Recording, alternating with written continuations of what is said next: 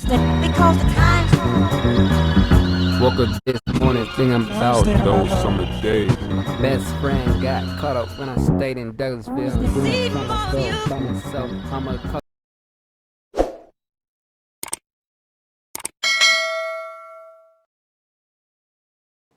What's good, y'all? Welcome back to another video. Shout out to my guy. I seen my guy with the new Tyler Curator suitcase. It looks so cool. One day I'm gonna get one. One day I might get one. Might. I don't know. But yeah, my guy he's been doing a lot of stuff, and he's in New York, so that's cool, you know. Yeah, I like his content. And my other dude, what you call it? I'm bad with names, y'all. I'm sorry. I'm sorry. Like I try. Don't take it personal. You know, we talked. He texted me. I was like, oh my god, a famous YouTuber. Because to me, he's famous to me. Like he's solidified. He's famous to me. Like this dude is famous to me. He texted me like, yo, bro, I see your videos. I mess with it, and I listen to your album. I was like, yes, thank you. I appreciate it. And yeah, you know. But let's get into the video. The Weeknd just dropped his album. It's the old Weeknd, you know what I'm saying? He's not even a weekend. He's a month later. No, the years later or something. I don't know, man. like, yeah. That being said, let's get into the video. Y'all comment y'all favorite song from the album. My favorite song was, what's that one song goes with? Quincy Jones. Quincy,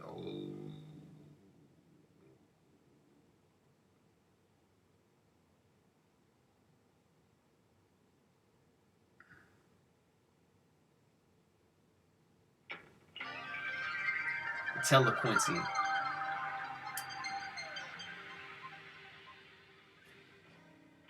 Yeah, that's my song right there. But let's get into the video.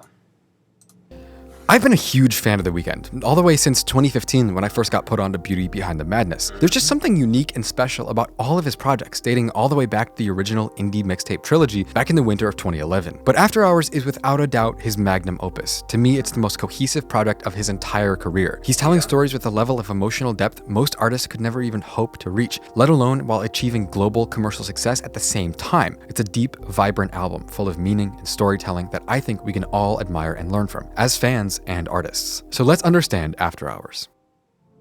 Yeah, this right here was cool to me. Like he did his thing on this. Like at least to me personally, he did his thing on this. And I like the mustache. Why do I have to always suffer playing with the alone? mustache. To me, that's always been the question so at the heart iconic. of The Weeknd's music. And it's a question in my At least to mind, me. too. I mess with it. I mess with the It can often mustache. feel like selfishness is in our DNA. When we give into our toxic, self-destructive habits, the people we love the most can end up alienated from who we become.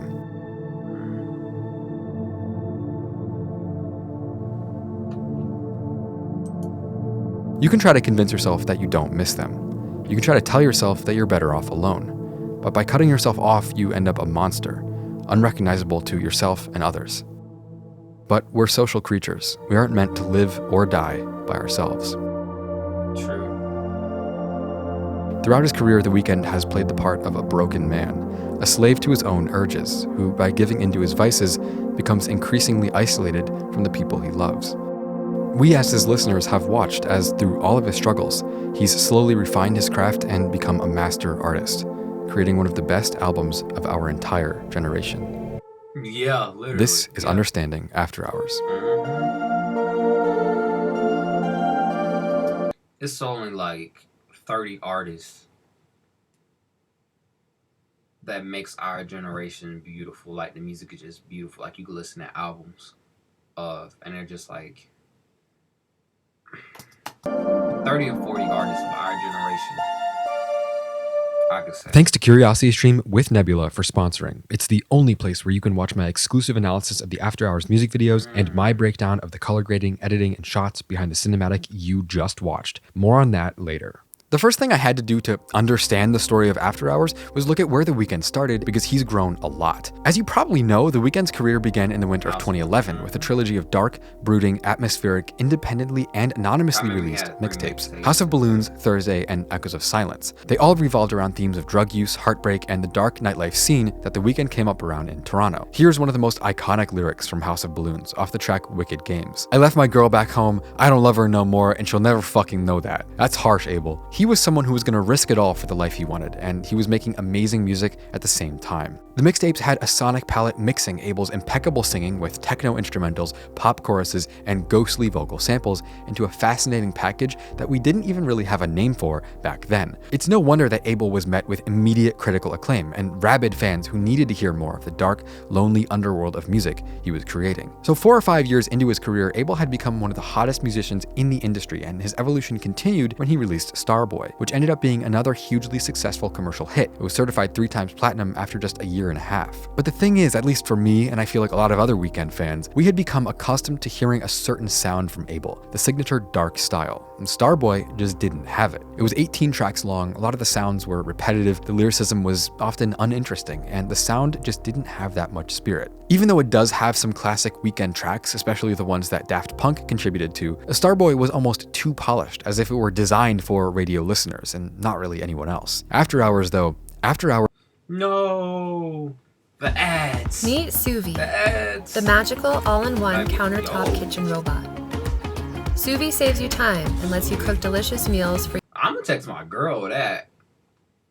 After Hours brought The Weeknd back to life. It combined the nihilistic, sinister, morbid aesthetic of Trilogy and the polish and pop appeal of Starboy and Beauty Behind the Madness. The sound of After Hours is interesting. There's a lot to talk about here. From a lesser artist, I would probably call it low-level nostalgia bait. I mean, After Hours really does play heavily with the sound of the 80s, with the synth, dream pop sounds, saxophones, choruses, power chords, but this isn't Night Call by Kavinsky. I mean, I know a lot of people like artists like Kavinsky and Carpenter Brut, but I personally find synthwave pretty corny. It's the 2020s, that sound is old, but what The Weeknd was able to do with a similar toolbox feels fresh, unique, and downright beautiful. The record begins with the dreamy, longing Alone Again, a slow intro track full of faint arpeggios and soft record static that accompanies Abel as he sings his way into the darkness. The brooding lyrics are back again. We hear, "I took too much, I don't want to die, I don't know if I can be alone again." This is definitely one of my favorite tracks off the album and probably up there as one of my favorite album openers I've ever heard. It's just that powerful. The third track, Hardest to Love, is another one of my favorites Abel's ever made. It has a really interesting drum and bass inspired beat that comes and goes over the course of the song as Abel reflects on how he's pushed his loved ones away over the years. Then there's Snow Child, another standout song for its trappy yet minimal beat and storytelling. He talks about what it felt like to be poor as a teenager and feeling like he needed to find success no matter what. Then it immediately juxtaposes into the way he feels about fame and fortune now. He wants nothing to do with that life anymore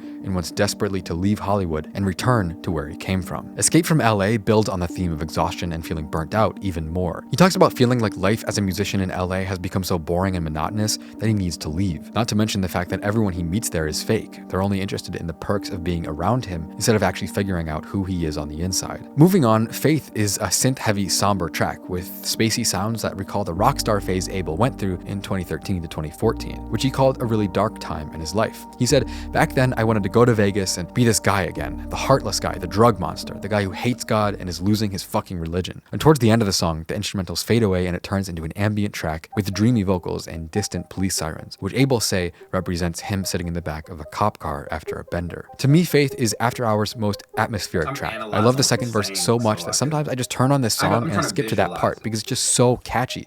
He sings, "I took half a Xan, but I still stay awake," just before the hard-hitting bass drops and takes control of the beat. But the real moment here is how the dreamy, fuzzy ending of Faith fades perfectly into not only The Weeknd's most famous song, but one of the most famous songs ever. Blinding Lights would go on to break the record for the longest standing single in the Hot 100 of all time. It stayed on the list for 90 weeks. 90 weeks. And it only left the charts a few months back, even though it dropped more than 2 years ago. So Blinding Lights was certified 8 times platinum and named the #1 greatest Hot 100 hit of all time by Billboard. It currently has the second most streams of any song on Spotify at 2,600,000,000. As one music writer put it, it's always a blessing when the year's most overplayed pop song happens to be one you wouldn't mind hearing 1,000,001 times anyway. See, Blinding Lights is genuinely really good. It's the perfect mashup of all the sounds that Abel put together for After After Hours. It has dark synth riffs, chilly piano melodies, 80s power chords, and to top it off, Abel's beautiful, dreamy singing. He's jumping octaves all over the place like it's nothing. I said this earlier, but when people bring back the synth and piano chords and drum machines of the 80s, I honestly find it corny and sometimes even detestable. And Blinding Lights is by far the most 80s song on After Hours, but it's just done so well that it adds rather than detracts. Save Your Tears is a bright poppy track with plinking synth, a dense atmosphere, and of course 80s sounding bass and icy strings. Abel is singing cold lyrics like, "Yeah, I broke your heart like someone did to mine, and now you won't love me for a second time." Putting a pretty sad song about a failed relationship over a bright and happy melody is something that Abel does on this album to great effect. Honestly, it works perfectly. These bright, triumphant 80s beats over sad, forlorn lyrics towards the end of the record give way to After Hours, the second to last track. With an electro house sound, swirling synths, and a 6-minute runtime, this track is very reminiscent of his earlier work. It's just amazing how Abel and his producers made corny synth pop motifs sound cinematic and gorgeous. And I hardly... It's just like, not gonna lie to y'all, I haven't fully, oh my god, let me back up a little bit.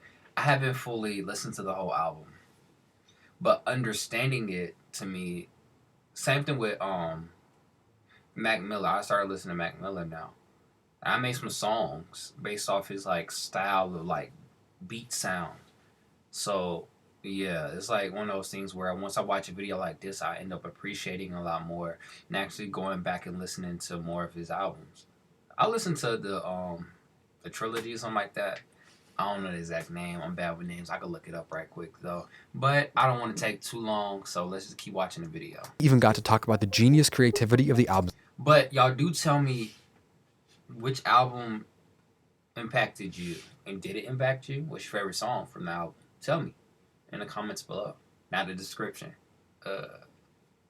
Producers like Metro Boomin, Monotrix Point Never, Ilangelo, Frank Dukes, Max Martin, and Ricky Reed, and Abel himself even played bass, guitar, drums, keyboard, and did synth programming for the majority of tracks on After Hours. The production on After Hours is an absolute masterpiece. It's amazing how the team came together to create one cohesive work with like 25 different people contributing different pieces of the puzzle. The real question now is pretty simple. What is After Hours really about? Actually, that doesn't sound simple at all. Hold on a second.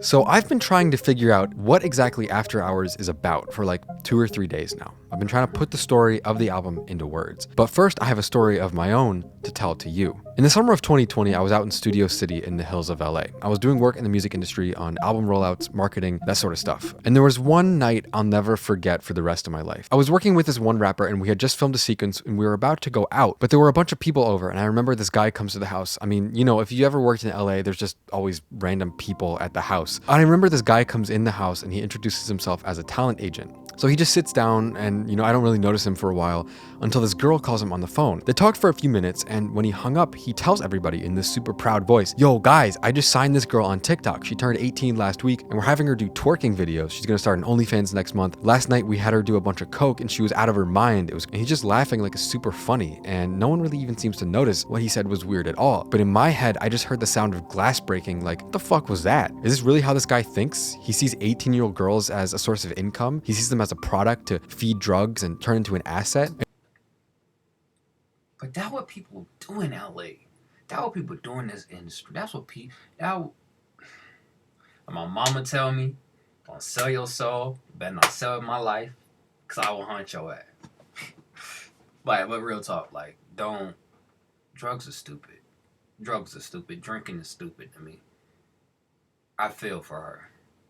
And it's so socially acceptable here that he's talking about it with strangers he met 5 minutes ago. I just remember it was gross. I didn't think it was funny at all. I felt like in that moment, LA was ruined for me, and I haven't really wanted to go back ever since then. But to me, that's what After Hours is all about. When you turn people into products and characters, they lose their humanity. Abel was living this high life as a pop star in LA, but after a while, he started to realize no one around him cared about him at all, and it was tearing at his soul and dragging him down. And he needed a way to express that through his art. At its heart, After Hours is a mix mix of fiction and reality. Abel is telling a story. He's creating an exaggerated version of his own life and experiences in LA to help convey how he feels living there. We get a look into the psyche of someone who's turned themselves into a commodity for fame and fortune, and not so much selling his soul to the devil as just selling his soul to the industry. The red suit he wears throughout the music videos represents the Weeknd, while Abel's spirit underneath just gets more battered and bruised until he turns into a hideous abomination and people still don't notice he's suffering underneath. And this is what happens when you're addicted to drugs and you're partying yourself to death. No one around you seems to even care at all, because even though they're going through the same thing, everyone is shut. Well, like I said,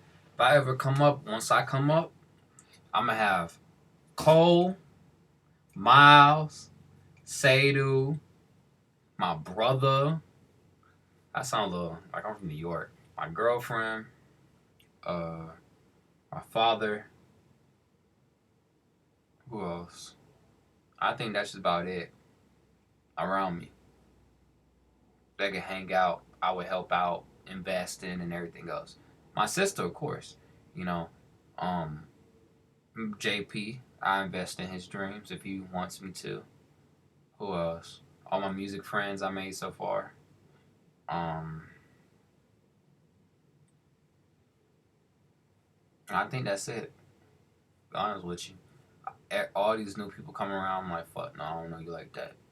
And I could tell. You can honestly tell. I don't know. It depends on how you was raised. I'll say that. It's how you was raised. I was raised to tell certain things. Who's really about it and who's not really about it. That's just me.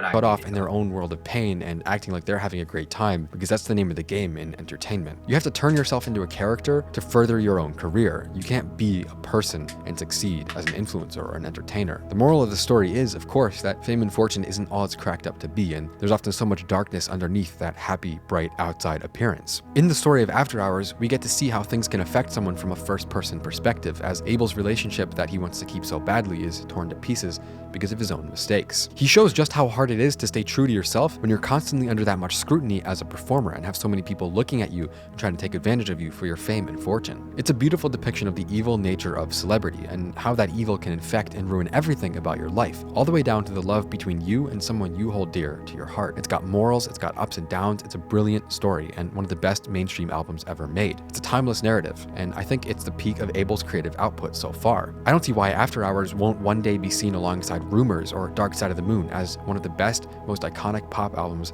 ever made. So you want EVs, you have come to the right place. Let's go. Is that Tom Brady? Yeah.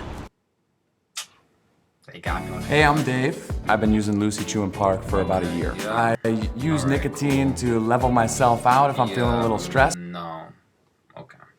And by the way, I was going to include in this video a huge section about the beautiful cinematography of After Hours and tell the story of how Abel teamed up with an amazing director to create some of the most iconic album visuals of all time. They retold the story of After Hours with an amazing series of visceral, violent, heavily stylized videos. At least, that wasn't until YouTube blocked the video in 171 countries because of their copyright flagging system. So I did what I had to do and turned my breakdown of the After Hours visual aesthetic into a complete video of its own and uploaded it to Nebula. And I also made a breakdown of how I shot, edited, and color graded my cinematic that you saw at the beginning of this video. So all of this exclusive content, from the visual analysis of After Hours to my breakdown of my color grading, cinematography, and editing, and even the extended version of this video with full musical analysis, is only available on Nebula, which you can get for free with a 1-year subscription to this video's sponsor, CuriosityStream, which right now is going for just $14.79 for the entire year. That's 26% off their regular pricing, which is the best deal you can get anywhere. So all this exclusive content about the making of After Hours and the making of understanding After Hours is available only on Nebula. And I've said it before and I'll say it again, Nebula is the home for some of the best creators on the entire internet, including my all-time favorites and close friends like Polyphonic, Adam Neely,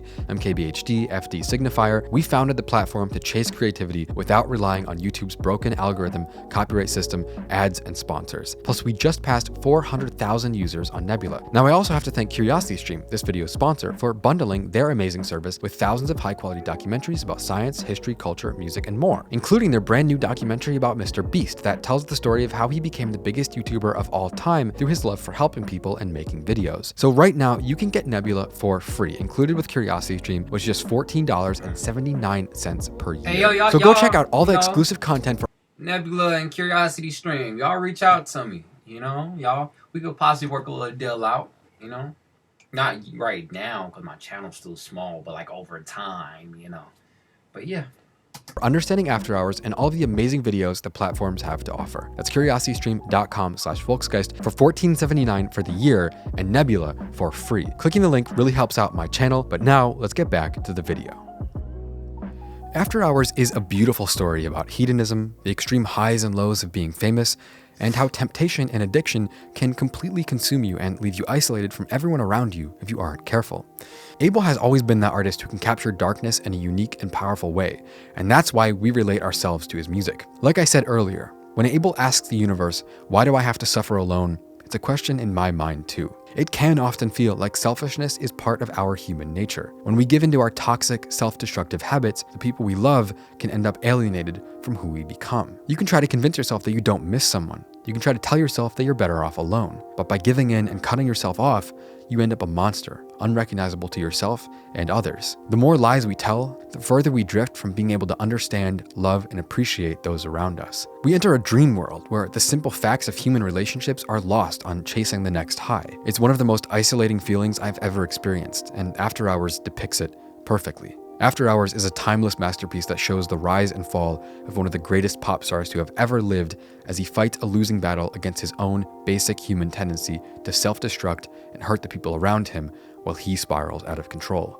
We may not be the Weeknd, but I think we all know what it's like to hurt someone without even noticing and then wish so hard that we could do anything to make it better. But sometimes it's just too late. This has been Understanding After Hours. Thank you for watching. Yeah, I was gonna tell him. Yeah, I felt what you just said. Sometimes, like Kendrick Lamar said, you love people that hurt people that love you. And depending on how bad you hurt someone that loves you, they never look at you the same. My mom always told me this one thing before I let y'all go.